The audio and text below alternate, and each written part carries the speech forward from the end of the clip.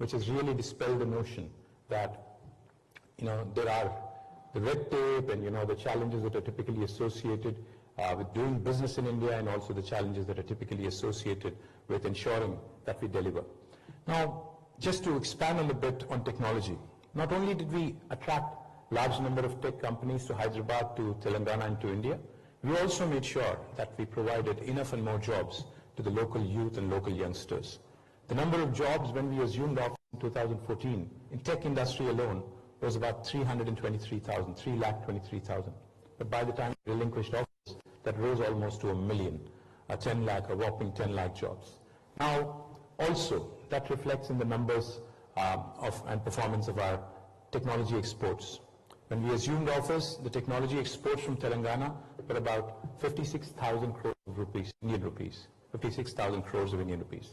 By the time we left office, it was almost 241,000 plus 2,00,000 crores of Indian rupees. So the kind of progress that was achieved, the kind of delivery that was made possible by our leader, Shri KCR, was the first Chief Minister of Telangana and who was also the leader of the nation for about 14 years before Telangana became a reality, is a shining example of how to adapt, how to, like I said, Darwin's theory of evolution, survival of the fittest, as they say. If you have to theorize and if you have to probably translate into how things can also happen in governance, Telangana is a shining example. Likewise, let me also quickly add, disruption, is a word typically associated with the tech industry and the tech world. A lot of people think disruption typically means a tech startup. But disruption can also happen in governance. That's exactly what Telangana has shown you. For the last 78 years, we have the same set of officers, the bureaucrats, the civil servants, which by the way is a legacy from England. The ICS and the IAS and the IPS and the IFS, the Indian Foreign Service, Administrative Service, Police Service, Fire Service, etc., etc., is a legacy that India had gotten post-independence. The officers have not changed. The red tape, of course, has come down a big time. But in Telangana, we are ranked today as the state with the most ease of doing business in the country, as per Government of India and Niti Aayog. And there is a reason why we have been able to achieve that.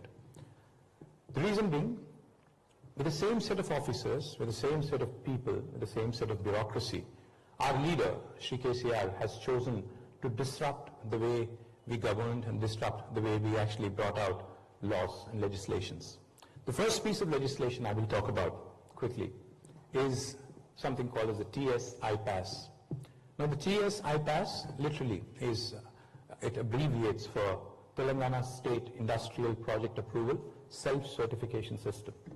Anyone in this room, for instance, wanted to launch operations in India, and if you had to choose a state, because India is a very diverse country where everything changes every 100 kilometers.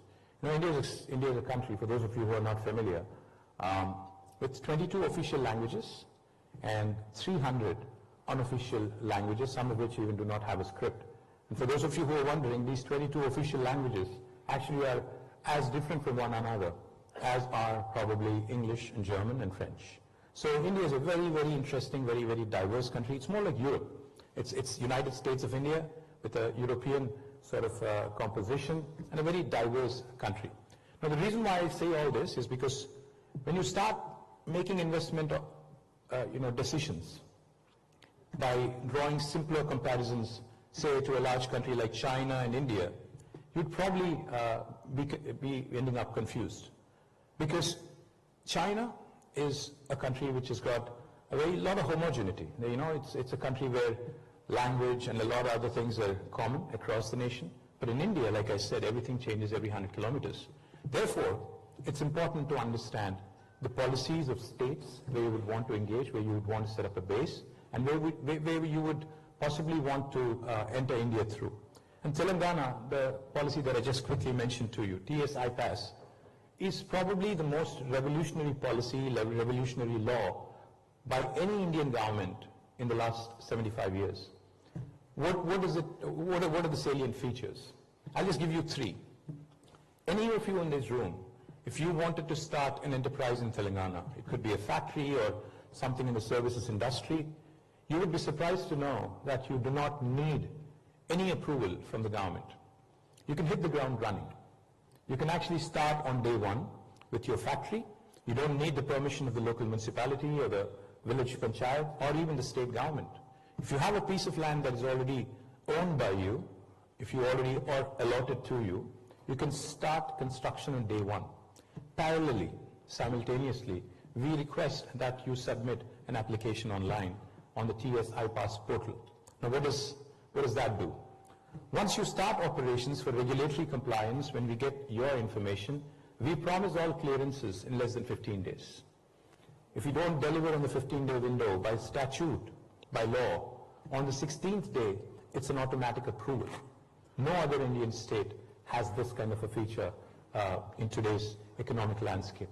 Also, from the 16th day, we take accountability very seriously. So from the 16th day, we actually also penalize our bureaucrats a sum of rupees 1,000 per day if they are held responsible for the delay. Again, no other Indian state has done this kind of bold, adventurous policy making. In case you're wondering, this guy is a politician, how do I trust him? Let me tell you, more than 28,000 clearances have been given in the last 10 years through TS iPass. We've been able to raise more than 3.5 lakh crores of investment into Telangana and have been able to create 24 lakh direct jobs, which is about 2.4 million direct job potential in our state.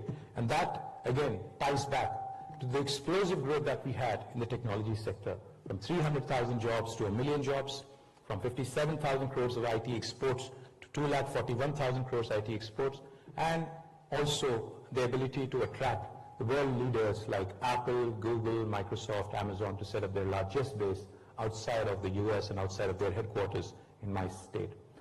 In summary, I'll just say one thing. Telangana today, if you ask me to sum up in one word or one sentence, how do you define the kind of development that we've had? I'd say a fine balance of welfare, development, an integrated, holistic, and a very inclusive approach is what makes Telangana special. We believe in maximizing governance and minimizing government. We believe in ensuring that process becomes the key and not the person. We believe in institutionalizing the change and not centering our decision making around individuals. And that's what makes Telangana truly a special story. And I do believe there are enough and more learnings for the rest of India to learn from Telangana, to see how you can raise from rank 12 to rank 1 in per capita, in GSDP, in creating wealth, in distributing it to the downtrodden, to making sure that inclusive infrastructure growth also happens on an equitable, in an equitable fashion. So I thank Bridge India for this lovely opportunity. I sincerely hope that all of you have a great experience here. And I do hope you continue to invest in India and continue to pick progressive states like Telangana, which truly are the lighthouses for the country and possibly by extension to large chunks of the world as well. Thank you very much.